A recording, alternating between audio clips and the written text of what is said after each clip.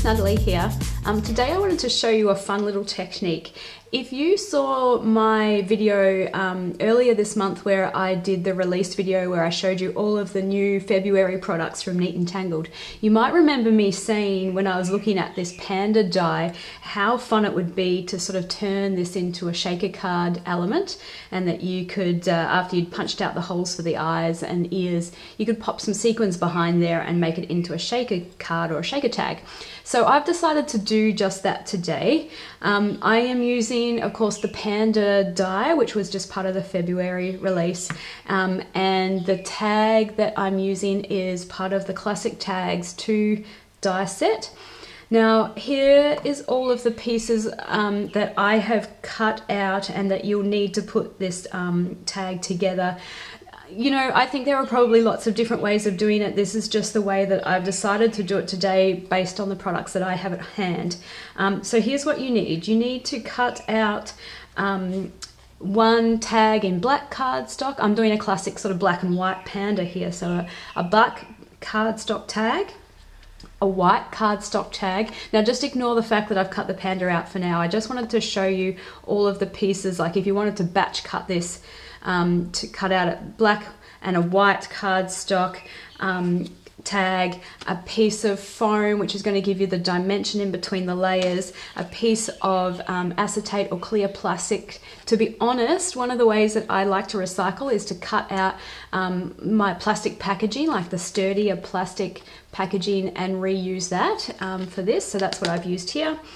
And to make your life a little bit easier, if you happen to have double-sided sheets of adhesive, to cut out at least 2 pieces. I say at least 2, and that will make more sense as we go along. Now, as I said, ignore the fact that I've cut the panda out of some of them, but these will be all of the pieces that you need to cut out of the tag shape, first of all, to get you started. And this is the way the layers are going to go. The black one's going to go on the bottom.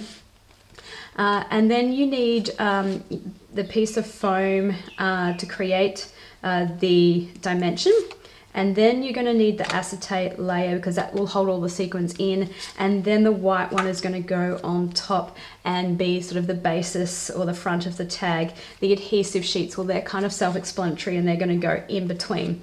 Now I wanted to show you how to start like lining up all of these pieces so that this tag will go together. I started off by first cutting the panda in my front piece where I wanted it to go. Now, of course, that's a simple thing. You just pop the die on where you want it to go and run it through the die cutting machine. And that's your first step, because everything else then has to sort of line up behind that. Of course, you definitely don't want to cut your acetate or clear plastic packaging bit, because that's going to hold all the sequins in place. And then, so let me show you in real life how you do this layer so that it lines up. Of course, the first thing you want to do is actually cut out your tag shape from the foam. Now I am using this glitter foam that I found in the kids section of my craft store for 2 reasons. One, because it's in the kids section, it's cheap, right? And 2, glitter. I don't think I need to tell you by now how obsessed I am with glitter. So that's easy. And then to cut out the panda, here's what I do. I line up my white cardstock, or the front piece, with the tag behind it. And then I'm just going to fit this in. You can see that if I just kind of like slide it around, that it will actually just fit into place where it goes. Now if I now run this through my die cutting machine, because it's already cut out the white cardstock, it doesn't need to cut that bit out again, so it's just going to cut out the holes in the foam, and that way you're going to get those pieces lined up exactly where they need to go. So I'm just going to push out these pieces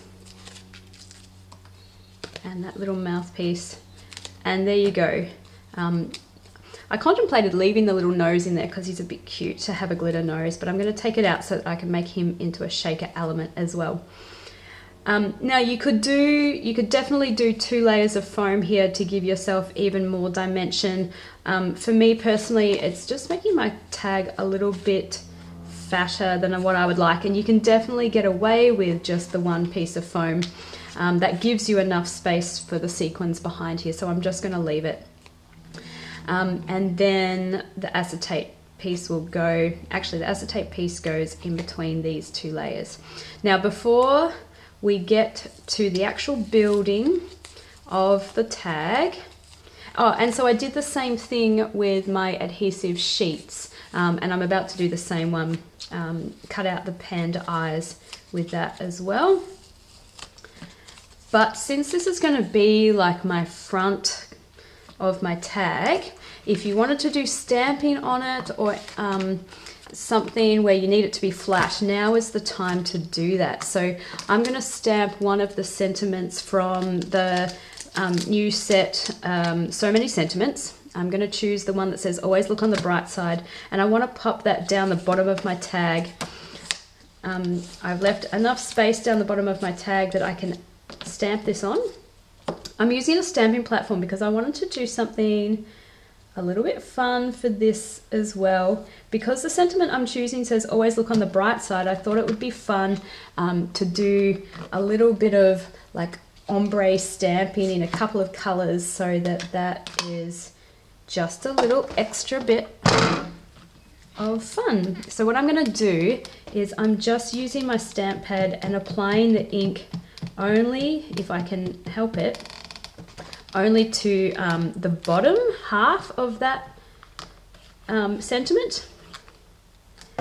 So I'm not expecting a perfect print right there, and that's cool, because now I'm going to choose another color, and of course choosing 2 colors that kind of go together so that when they mix they don't create like a mud brown.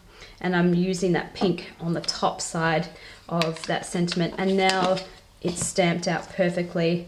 And if you can tell, the pink and the purple are a little bit similar colors, but if you can tell, it's just a sort of a 2-toned effect.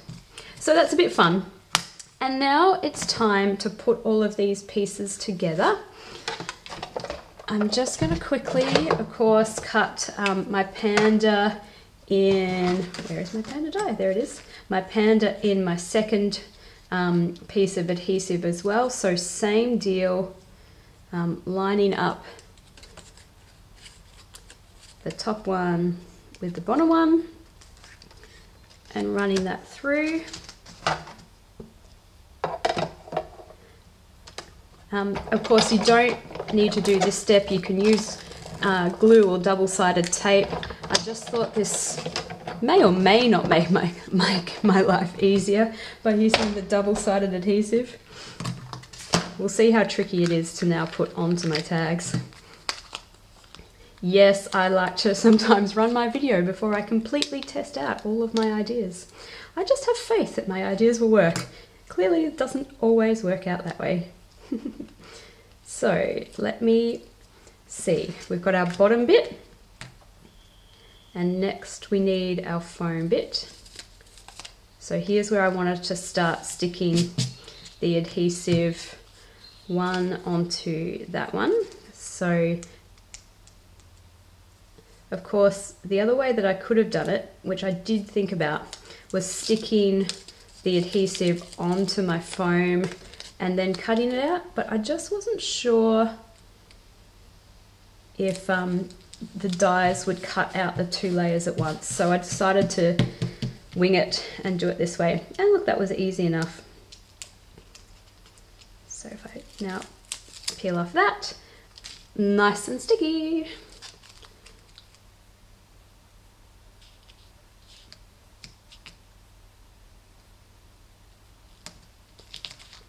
There we go. All right, so that's the bottom part. I might stick on my other adhesive before. I'm just testing out to make sure that I'm actually sticking the right side onto the right side, if you know what I mean, because the panda, although it looks symmetrical, is not quite symmetrical, so you can't quite do it both ways.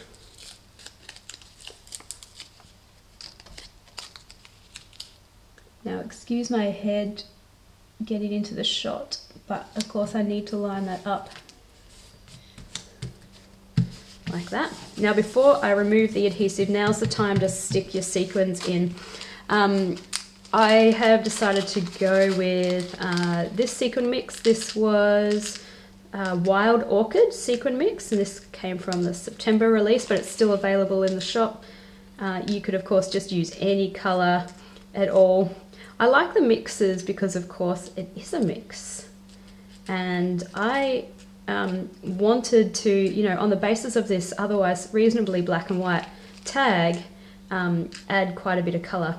Now you can fill this as much or as little as you like. I guess it depends how much of that sort of black cardstock you want to sort of show through. You need to not pack it though if you want it to shake, so to speak.